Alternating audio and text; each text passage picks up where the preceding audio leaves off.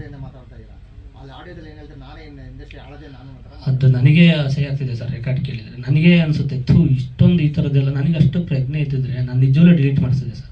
Delete ಮಾಡಿಸ್ತಿದ್ದೆ ನಾನು. ಹಾಗೆಲ್ಲ ಇದ್ದಿದ್ದು ನಾನು ನಿಜವೂ 100% ಡಿಲೀಟ್ ಮಾಡಿಸ್ತಿದ್ದೆ ಮಾತಾಡಿದ್ದೆ ಆಗಿದ್ದಿದ್ರೆ. ಇಷ್ಟೆಲ್ಲ ನನಗೆ ಒಳಗಡೆ ಲಾಕ್ ಮಾಡಿ ಆಚೆ ಕಡೆ ಬಂದು ನಾನು ಏನಾದರೂ ಸ್ಟೇಟ್ಮೆಂಟ್ ಕೊಟ್ಟಿದ್ರೆ ಸಿನಿಮಾ ಉಳಿಯೋದೇನೋ ಗೊತ್ತಿಲ್ಲ. ಬಟ್ ಒಳಗಡೆ ಹೋದ್ಮೇಲೆ ಇನ್ನೂ ಬೇರೆ ಬೇರೆ ಒಂದೊಂದು ನ್ಯೂಸ್ಗಳು ಬರ್ತಾರೆ. ಯಾರಾದರೂ ಬಂದಾಗ, ಜೈಲಿಗೆ ಒಳಗಡೆ ಬಂದಾಗ, ಹೊಸ ಕೈದಿಗಳು ಯಾರು ಬಂದಾಗ ಹೇಳೋರು ಹಿಂಗೆ ಹೊರಗಡೆ ಹಿಂಗಾಗಿದೆ, ಬ್ಯಾನ್ ಆಗಿದೆಯಂತೆ, ಹಿಂಗಾಗಿದೆ, ಪ್ರತಿಭಟನೆ ಮಾಡ್ತಾರೆ ಅಂದಾಗ ಸಿಕ್ಕಾಪಟ್ಟೆ ಭಯ ಆಯಿತು. ಏನಪ್ಪ ಇಷ್ಟೊಂದು ಹಿಂಗೆ ಆಗೋಯ್ತಲ್ಲ ಅಂತ. ಬಟ್ ಆದರೂ ಅವ್ರು ಬಿಡ್ತಾನೆ ಇಲ್ಲ. 3ನೇ ವಾರ ಸಿನಿಮಾ ಹೋಗಿದೆ. ನೀವೇ ಎಲ್ಲರೂ ಸಪೋರ್ಟ್ ಮಾಡೋ, ಎಲ್ಲರೂ ಸಿನಿಮಾನು 3ನೇ ವಾರಕ್ಕೆ ಹೋಗ್ತಿದ್ದೆಲ್ಲೋ ಗೊತ್ತಿಲ್ಲ. ದೊಡ್ಡವರು ಆಶೀರ್ವಾದ ಮತ್ತು ಅವ್ರು ರಿಯಾಕ್ಟ್ ಮಾಡಿದ್ರೆ ಸಿನಿಮಾ 1ನೇ ವಾರಕ್ಕಲ್ಲ 2 ದಿವಸಕ್ಕೂ ನಿಲ್ಲಿಸೋರು. ಯಾರೂ ರಿಯಾಕ್ಟ್ ಮಾಡಿದೆ. ಎಲ್ಲರೂ ಸಿನಿಮಾ ಟೈಮಲ್ಲಿ ಬಂದಿರೋದ್ರಿಂದ ಎಲ್ಲರೂ ಸಮಾಧಾನದಿಂದ ಸಪೋರ್ಟ್ ಮಾಡಿದರು. ಎಲ್ರಿಗೂ ಥ್ಯಾಂಕ್ ಯು. ಆಮೇಲೆ ಇದು ಬ್ಯಾನ್ ಅಂತ ಅಂದಾಗ ಒಂದು ಕಡೆ ಭಯ ಆಯಿತು.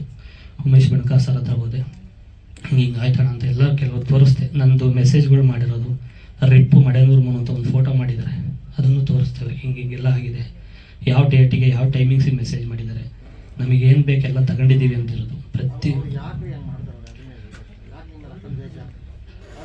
ಅಣ್ಣ ಅದೇನು ಅಂತ ನನಗೂ ಇವಾಗ ಗೊತ್ತಿಲ್ಲ. ಇಷ್ಟೊಂದು ಅಂದರೆ ಅದ್ರ ಬದಲು ಸುಮ್ಮನೆ ಏನೋ ವಿಷ ಕೊಟ್ಟಿದ್ರೆ ಏನೋ ಜೀವನ ಚೆನ್ನಾಗಿ. ಯಾರು ಅವನು ಜೊತೆಲಿರೋನು ಕಲಾವಿದಲ್ಲ. ಕಲಾವಿದ್ರೆ ನಾನು ಅದನ್ನೇ ಹೇಳಿದ್ದವ್ರಿಗೆ, ಈ ಆಡಿಯೋ ವಿಡಿಯೋ ರೆಕಾರ್ಡ್ಗಳು ಮಾಡ್ಕೊಳ್ಳೋ ಬದಲು ಒಂದು ಸಿನಿಮಾ ಮಾಡಿದ್ರೆ ನಮಗೂ ಒಂದು ಖುಷಿ ಆಗುತ್ತಲ್ಲ. ನಮ್ಮ ಜೊತೆ ಇರೋರು ಪಾಪಾರಪ್ಪ ಒಂದು ಕಲೆಯಲ್ಲೇನೋ ಒಂದು ಮಾತಾಡೋಣಪ್ಪ, ಕಲೆ ವಿಚಾರದಲ್ಲಿ ಏನೋ ಮಾಡೋಣಪ್ಪ. ಬರೀ ವಿಡಿಯೋ ಬಿಡ್ತೀನಿ, ರೆಕಾರ್ಡ್ ಬಿಡ್ತೀನಿ, ವಿಡಿಯೋ ಬಿಡ್ತೀನಿ ಅಂದರೆ ನಾವು ಆ ಕೆಲಸ ಮಾಡೋಕ್ಕೆ ಬಂದಿಲ್ಲ ಸರ್. ನಾವು ಕಲೆ ನಂಗೆ ಬಂದಿದ್ದೀವಿ. ಎಲ್ಲೋ ನನ್ನ ಹಣೆ ಬರೋ ತುಂಬ ಕೆಟ್ಟದಾಗಿತ್ತು ಅನಿಸುತ್ತೆ. ಏನು ದೃಷ್ಟಿಗೋ ಏನಕ್ಕೋ ಏನಾಯ್ತೋ ಗೊತ್ತಿಲ್ಲ. ಈಗ ಹೋಗಿ ಸಿಗಾಕೊಂಡಿದ್ದೀನಿ. ಇವತ್ತು ನಾನು ದಿನ ಅನುಭವಿಸ್ತಾ ಇದ್ದೀನಿ, ಪಶ್ಚಾತ್ತಾಪ ಪಡ್ತಾಯಿದ್ದೀನಿ. ನಾನು ಉದ್ದೇಶಪೂರ್ವಕ ಅಂದಿದ್ರೆ ನಾನು ಇಲ್ಲ ಸರ್ ಏನೋ ಅಂದಿದ್ದೀನಿ ಅಂದ್ಬಿಟ್ಟು ನಾನು ಕಣ್ಣಿಗೆ ಕಾಣಿಸ್ಕೊತಿರಲ್ಲ ಸರ್, ಎಲ್ಲೋ ಹೋಗ್ಬಿಡ್ತಿದ್ದೆ ನಾನು.